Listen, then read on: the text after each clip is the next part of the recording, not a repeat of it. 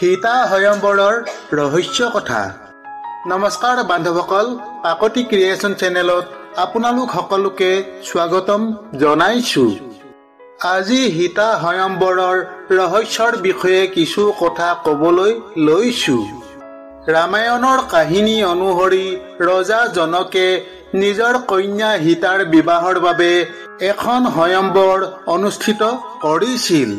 আপোনালোক সকলোৱে এই কথা জানে যে সীতাৰ স্বয়ম্বৰলৈ বহুতো শক্তিশালী মহাপ্ৰতাপী ৰজা মহাৰজা আহিছিল। কিন্তু স্বয়ম্বৰৰ যিখন ধনু আছিল, সেই ধনুখন কোনো ৰজা মহাৰজাই লৰচৰ কৰিবলৈও নোৱাৰিলে। সকলো ৰজা মহাৰজাই যেতিয়া ধনুখন দাঙিব নোৱাৰিলে, তেতিয়া অযোধ্যাৰ ৰাজকুমাৰ ৰামে সেই অসাধাৰণ ধনুখন দাঙিবলৈ সক্ষম হৈছিল। আৰু ধনুত গুণ লগাবলৈ চেষ্টা কৰোঁতে ধনুখন ভাঙি গৈছিল।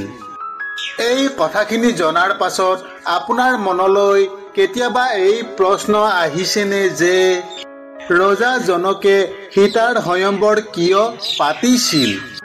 ৰজা জনকে স্বয়ম্বৰৰ বাবে সেই অসাধাৰণ হৰধনুখন কিয় আগবঢ়াই দিছিল?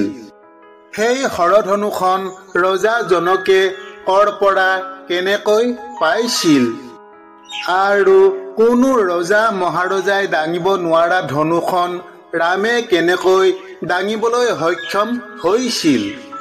সীতাৰ স্বয়ম্বৰত আচলতে কি ৰহস্য লুকাই আছে? এই ভিডিঅ'টো শেষলৈকে চালে সীতাৰ স্বয়ম্বৰৰ বিষয়ে এই ৰহস্য কথাবোৰ নিশ্চয় জানিব পাৰিব। আহকচোন আজি সীতাৰ স্বয়ম্বৰৰ আঁৰত লুকাই থকা ৰহস্য কথা জানিবলৈ চেষ্টা কৰোঁ। আমাৰ আজিৰ কথাভাগ ৰামায়ণৰ পৰা লোৱা হৈছে।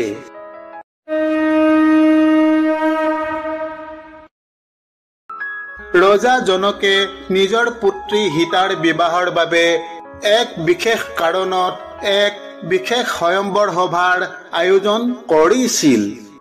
কথা সেই সময়ৰ, যেতিয়া হীৰধ্বজ আছিল মিথিলা ৰাজ্যৰ ৰজা জনক। ইয়াতে এটা কথা জানি থওঁ, মিথিলা ৰাজ্যৰ ৰজা জনক বুলি ক'লে জনক কেৱল এজন ব্যক্তি নহয়, জনক এটা পদবী। মিথিলা ৰাজ্যৰ সিংহাসনত যিয়ে বহে সেই ৰজাগৰাকীক জনক বুলি কোৱা হৈছিল। মিথিলা ৰাজ্যৰ জনকসকলৰ ভিতৰতে এজন হৈছে সীতাৰ পিতৃ, যাৰ প্ৰকৃত নাম আছিল হীৰধ্বজ। ৰজা হৈও জনক হীৰধ্বজে সাধাৰণ মানুহৰ দৰে এজন ঋষিৰ দৰে জীৱন যাপন কৰিছিল। সেয়েহে জনক হীৰধ্বজক ৰাজৰ্ষি বুলি কোৱা হৈছিল। ৰজা হীৰধ্বজ বহুদিন নিঃসন্তান হৈ আছিল। তেনে সময়তে এদিন পথাৰত হাল বাই থাকোঁতে নাঙলৰ হিৰলোত এক কন্যা সন্তান লাভ কৰিছিল। নাঙলৰ জোঙা ফালচটাক সংস্কৃতত চিত বুলি কোৱা হয়। সেই চিতৰ জৰিয়তে মাটি ফালি লাভ কৰাৰ বাবে কন্যাৰ নাম ৰখা হয় সীতা। আমি সীতা বুলি কওঁ। এনেদৰে মাটি ফালি লাভ কৰাৰ বাবে ৰজা হীৰধ্বজে সীতাক দেৱতাৰ অনুগ্ৰহত লাভ কৰা দেৱকন্যা বুলি মানি লৈছিল। সেয়েহে নিঃসন্তান হীৰধ্বজে সীতাক লাভ কৰি অশেষ যত্ন সহকাৰে পালন পোষণ কৰিছিল। ক্ৰমে ক্ৰমে সীতা ডাঙৰ হৈ আহিছিল। সীতাৰ অপৰূপ ৰূপৰ জেউতিত যেন সমগ্ৰ মিথিলা নগৰ উদ্ভাসিত হৈ পৰিছিল। সীতাৰ সমান ৰূপৱতী গুণৱতী কন্যা পৃথিৱীৰ মাজত অন্য কোনো নাছিল। ৰজা হীৰধ্বজে নিজৰ দেৱকন্যা সীতাৰ বিবাহ এক বিশেষ ব্যক্তিৰ লগত কৰাৰ কথা চিন্তা কৰিছিল। অৱশ্যে ৰজা হীৰধ্বজে এই কথা নাজানিছিল যে স্বয়ং মাতা লক্ষ্মীয়ে মনুষ্যৰূপে বসুমতীৰ গৰ্ভৰ পৰা প্ৰকট হৈছিল। সিফালে দেৱী লক্ষ্মীৰ মনুষ্য অৱতাৰ সীতাৰ বিবাহ যাতে ভগৱান বিষ্ণুৰ মনুষ্য অৱতাৰ ৰামৰ বিনে যেন আনৰ লগত সম্পন্ন হ'ব নোৱাৰে, তাৰ বাবে স্বৰ্গৰ দেৱতাসকলো হস্তম হৈ পৰিল। দেৱতাসকলৰ লগত আলোচনা কৰি এদিন সৃষ্টিকৰ্তা ব্ৰহ্মা কৈলাশলৈ গৈ ভগৱান শিৱৰ ওচৰত উপস্থিত হল। কৈলাশত ব্ৰহ্মাই শিৱক কলে, হে ত্ৰিলোচন, বৰ্তমান সময়ত ভগৱান বিষ্ণু ৰজা দশৰথৰ পুত্ৰ ৰাম ৰূপে আৰু দেৱী লক্ষ্মী ৰজা হিৰধ্বজৰ কন্যা সীতাৰ ৰূপে পৃথিৱীত অৱতাৰ ধাৰণ কৰি আছে। ৰামৰ বাবেই সীতাৰ জন্ম হৈছে। ৰজা হিৰধ্বজে সদায় তোমাৰ পূজা অৰ্চনা কৰে, গতিকে তোমাৰ বাক্য নিশ্চয় লংঘন নকৰে। সীতাৰ বিবাহ যাতে ৰামৰ বাদে অন্য কাৰো লগত হ'ব নোৱাৰে, তুমি তাৰ ব্যৱস্থা কৰা। এনেদৰে কৈ সৃষ্টিকৰ্তা ব্ৰহ্মা ঘূৰি গুচি গল।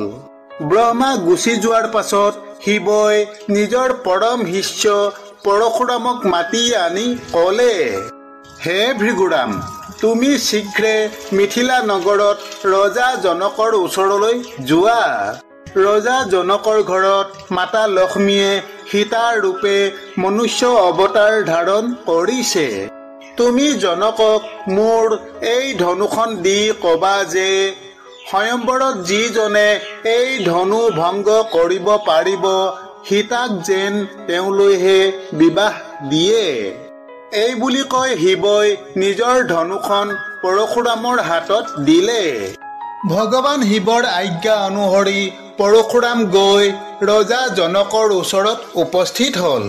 পৰশুৰামক দেখা পাই ৰজা হিৰধ্বজে অতি যত্ন সহকাৰে সেৱা শুশ্ৰূষা কৰি আগমনৰ কাৰণ সুধিলে। ভগৱান শিৱই পৰশুৰামক কৈছিল যে যিজনে ধনুখন ভংগ কৰিবলৈ সক্ষম হ'ব তেওঁৰ লগত সীতাৰ বিবাহ হ'ব। কিন্তু পৰশুৰামে নিজৰ গুৰু শিৱৰ ধনুখন ভংগ হোৱাটো বিচৰা নাছিল। সেয়েহে পৰশুৰামে ৰজা হিৰধ্বজৰ আগত কথাটো এনেদৰে কলে, হে ৰাজন, তুমি ভগৱান শিৱৰ এই মহান ধনুখন গ্ৰহণ কৰি যত্ন সহকাৰে ৰাখিবা। মোৰ গুৰু ভগৱান শিৱৰ আদেশ এয়ে যে তোমাৰ কন্যাৰ যেতিয়া বিবাহৰ উপযুক্ত বয়স হ'ব তেতিয়া তুমি স্বয়ম্বৰ আয়োজন কৰিবা। স্বয়ম্বৰত যিজনে এই হৰধনুখন দাঙি গুণ লগাব পাৰিব সেইজনৰ লগতে তোমাৰ কন্যা সীতাৰ বিবাহ সম্পন্ন কৰিবা। তেনে কৰিলে তোমাৰ লগতে কন্যা সীতাৰো মংগল হ'ব।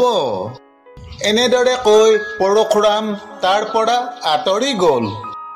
ভগৱান শিৱৰ আদেশ মানি যথাসময়ত ৰজা জনকে সীতাৰ বিবাহৰ বাবে স্বয়ম্বৰৰ আয়োজন কৰিলে তথা স্বয়ম্বৰত হৰধনুখনত গুণ লগোৱাৰ পণ ঘোষণা কৰিলে। যিয়ে হৰধনুত গুণ লগাব পাৰিব তেওঁৱেই জানকী সীতাক লাভ কৰিব। যথা সময়ত স্বয়ম্বৰ আৰম্ভ হল।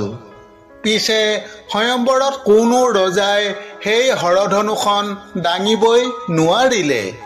লংকাৰ ৰজাৰ ৰাক্ষস ৰাৱণো সীতাৰ স্বয়ম্বৰত ভাগ ল'বলৈ আহিছিল। পিছে ৰাৱণেও সেই হৰধনুখন লৰচৰ কৰিব নোৱাৰিলে। অৱশেষত দেৱতাসকলৰ পৰিকল্পনা অনুসৰি ভগৱান বিষ্ণুৰ মনুষ্য অৱতাৰ দশৰথ নন্দন ৰামে স্বয়ম্বৰত অংশ ল'বলৈ আগবাঢ়ি আহিল। ৰামে সেই হৰধনুখন দাঙি গুণ লগাবলৈ লওঁতেই ধনুখন ভাগি থাকিল। তাৰ পাছত ৰাম আৰু সীতাৰ বিবাহ সম্পন্ন হয়। এনেদৰে দেৱতাসকলৰ পৰিকল্পনা অনুসৰি তথা ভগৱান শিৱৰ আদেশ অনুসৰি ৰজা জনকে সীতাৰ বিবাহৰ বাবে স্বয়ম্বৰৰ আয়োজন কৰি ভগৱান শিৱৰ মহান হৰধনুখন আগবঢ়াই দিছিল। বান্ধৱসকল, এয়াই হৈছে সীতাৰ স্বয়ম্বৰৰ ৰহস্য কথা। আশা কৰোঁ আজিৰ কথা আপোনালোকৰ নিশ্চয় ভাল লাগিল। আগলৈও এনেধৰণৰ অন্য পৌৰাণিক ৰহস্যময় কথা জানিবলৈ কাকতি ক্ৰিয়েশ্যন চেনেলটো ছাবস্ক্ৰাইব কৰি ল'ব। ভিডিঅ'টো শেষলৈকে চোৱাৰ বাবে আপোনালৈ থাকিল অশেষ আন্তৰিক ধন্যবাদ। আপোনালোক সকলোৱে কুশলে থাকক আৰু আমাৰ ভিডিঅ' চাই থাকক। ধন্যবাদ। জয় শ্ৰীকৃষ্ণ।